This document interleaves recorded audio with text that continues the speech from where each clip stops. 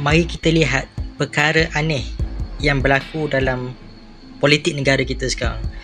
Kalau kita perasan, DAP ada lebih kurang 40 kerusi parlimen sekarang, parti kedua terbesar di Malaysia. Dan nak tahu tak, PRU hari tu DAP hantar 55 orang untuk jadi calon parlimen dan 40 menang. Nak kata betapa kuatnya DAP sekarang. Tapi perkara aneh kita tengok meskipun jadi parti terbesar dalam kerajaan perpaduan, DAP hanya ada 4 wakil dalam kabinet. Ada 4 menteri je. Berbeza dengan UMNO, walaupun ada 26 kursi macam tu, menteri dia orang lagi banyak daripada DAP. Kita pelik. Takkanlah DAP penat-penat bertanding menjadi dominan, tapi tak nak dominan dalam kabinet juga. Sedangkan kabinet ni ada kuasa besar dalam menentukan dasar negara. So bila kita kaji dengan lebih mendalam, DAP dia kejar benda long term. Long term punya kejayaan ataupun long term punya strategi, iaitu mereka target nak menang PRU 16 nanti. Macam mana? Dengan mengawal SPR dan persempadanan semula secara terpilih. Ini apa yang DAP sedang rancang secara tersembunyi dan diam-diam, iaitu gerrymandering. Gerrymandering ni apa? Basically, dia pecahan sepadan pilihan raya yang dia manipulate, dia ubah supaya beri kelebihan kepada parti yang menyusunnya.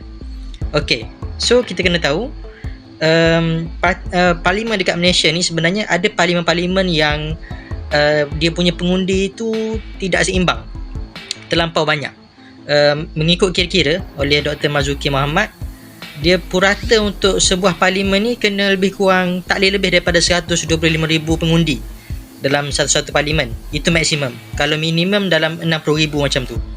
So untuk kursi yang dimenangi oleh DAP, sebenarnya ada lebih kurang kursi yang dimenangi oleh PH ada lebih kurang 29 kerusi. Okay, belakang saya ni lah antara kira-kira yang dia buat. Kursi-kursi kat belakang ini adalah kursi yang dimenangi oleh PKR, DAP dan Amanah. Ada 29 semuanya. Kursi-kursi ini akan dipecahkan jadi lebih kecil, akan dipecahkan jadi lebih banyak, supaya pertama jumlah pengundinya seimbang, kurang daripada 125,000. Tapi kesan dia apa? Kesan dia akan berlaku pertambahan kerusi yang kuat kepada DAP. Okey, so dua kaedah macam mana gerrymandering ni dibuat adalah pertama, dengan pecahan, iaitu dalam sesebuah parlimen atau kawasan tersebut, demografi pengundi yang dia berdasarkan analisis kita tahu kawasan-kawasan kuat penyokong kita ataupun lawan. So senarai penyokong yang tidak menyokong sesebuah parti itu akan dikeluarkan dan dimasukkan ke dalam kawasan lain atas dasar untuk seimbangkan jumlah pengundi. So dia keluarkan pengundi daripada kawasan lain. Lepas tu itu satu, iaitu pecahan. Yang kedua adalah untuk kawasan yang contoh parlimen tu dimenangi tipis oleh musuh DAP. So dia akan keluarkan kawasan-kawasan yang pengundi kuat kepada musuh DAP itu. Dia akan keluarkan daripada kawasan parlimen ataupun kawasan tersebut untuk dimasukkan ke parlimen lain, untuk menyeimbangkan pengundi dalam kawasan tersebut. So itu adalah penyumbatan. So dia boleh keluarkan orang dan dia boleh masukkan orang. Dia susunlah supaya jumlah pengundi dalam kawasan parlimen itu seimbang. Dan itulah dimaksudkan sebagai gerrymandering ataupun persempadanan semula secara terpilih. Gambar mudahnya nak faham macam ni lah. Dalam sebuah kawasan tu 50 kawasan kecil, ada 60% adalah penyokong biru, 40% penyokong merah. So bila dia disusun balik, dia boleh, kalau dia bahagi macam yang gambar tengah tu, 5 daerah boleh dimenangi oleh kumpulan biru sebab majoriti biru punya. Tapi kalau persempadanan semula, dia ubah-ubah balik jumlah pengundi ataupun peta pengundian kat dalam tu, maka dia punya situasi itu boleh berubah.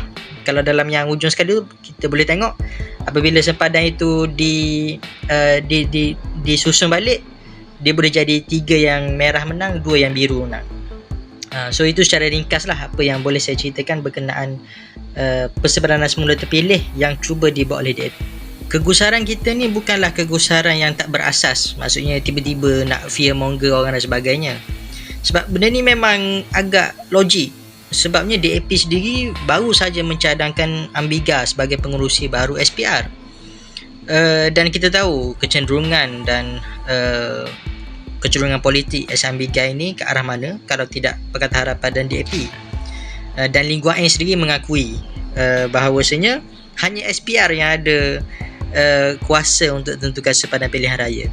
Tetapi dia jangan ingat orang tak tahu bahawasanya dalam SPR DAP telah pun menyusun dan cuba menyusun orang-orangnya supaya usaha ke arah persepadanan semula ini boleh dibuat dengan lebih senang. So, apa khabar orang Melayu kita? Sedar atau tak sedar, kita semua kena waspada dengan perkembangan terbaru ini. Beres.